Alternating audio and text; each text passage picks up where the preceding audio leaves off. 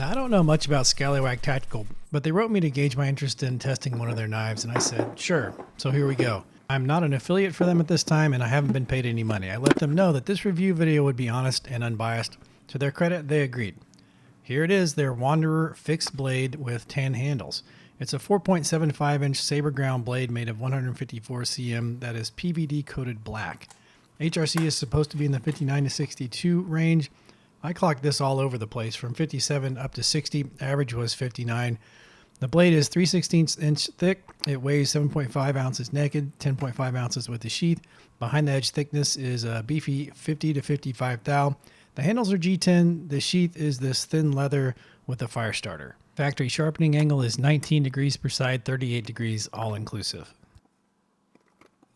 Here we are without the handles.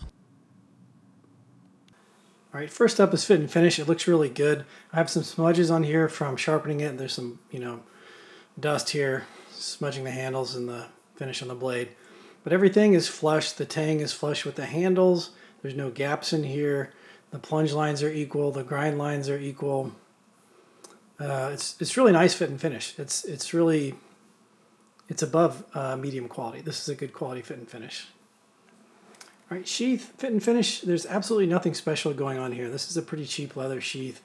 It's nice that it has a ferro rod with it, but man, it doesn't get any less expensive than this. The knife, though, feels great. I love this knife. It's got a right-size handle, very comfortable, fits my hand very well. Some people might complain about the thinness here or lack of sort of Coke bottle stuff. I don't know. It doesn't bother me at all. For what I would use this knife for, this handle is perfect. Very comfortable. I like this style here. It's got a great profile. It's going to have a strong tip, I think. Ergonomics and design-wise, I think this is a winner.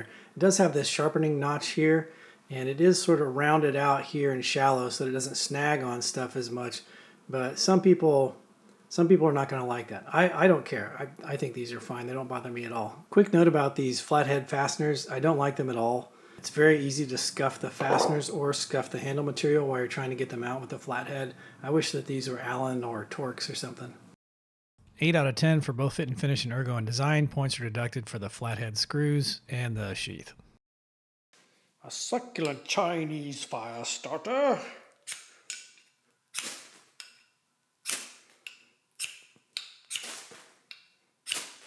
Yeah, well, that was pretty good. I think the fire starter took the coating off right here. Yeah. Yes, it did. Why is this knife coated? What? I'm debating whether or not to do the sheath drop testing because it's very likely to retain the knife because it's got a strap on it. But I really am convinced that this tip is going to drive through the end of this cheap sheath and we're going to damage it before we get a chance to do the tip testing. Maybe we'll just do the dropping until I see something poking out and then we'll stop.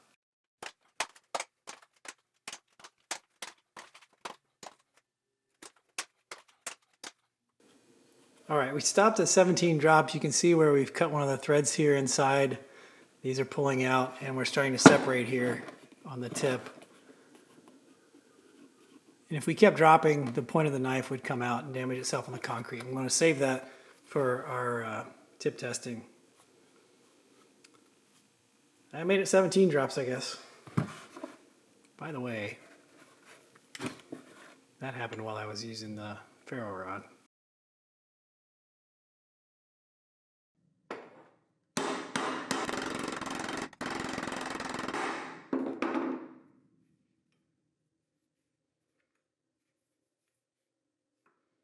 Perfect. Yeah, sheath didn't do very good, but the handles held up well. We sharpened the knife at the factory set 19 degrees per side to 2000 grit. We'll cut rope until the edge snags paper or no longer cuts rope.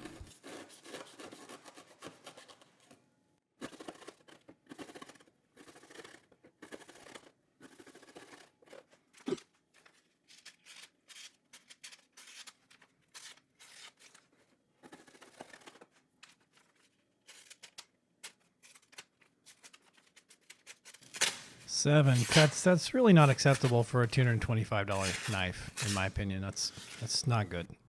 But let's give it a shot. We'll reprofile it to 17 degrees per side, 34 degrees all inclusive, and see if it improves. It should get a little better at least.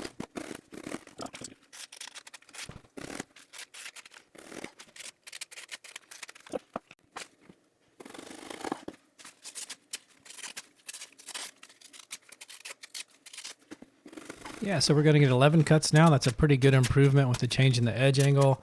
I have to be honest, that'd be a good result for high carbon steel. For something like 154 cm, I'm not sure that's reached its potential.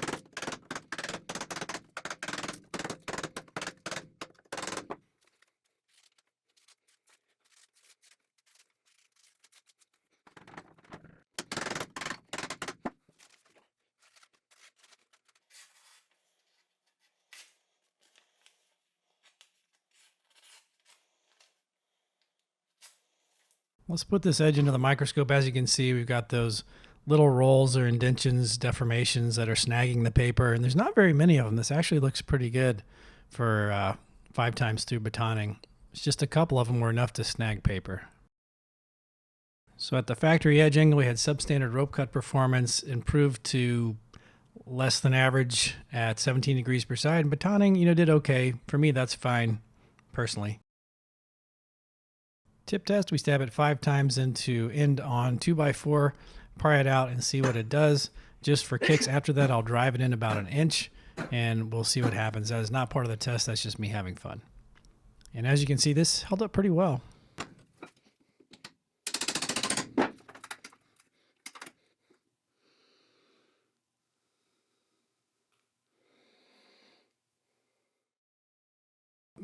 In the death balls test, we drop ball bearings of various sizes through a 5-foot tube onto the edge of the knife at an angle. We do expect deformations, don't want to see chipping or cracking.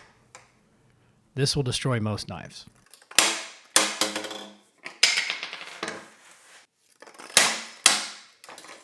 The big ball didn't land quite right, so I'm going to do it a 3rd time here.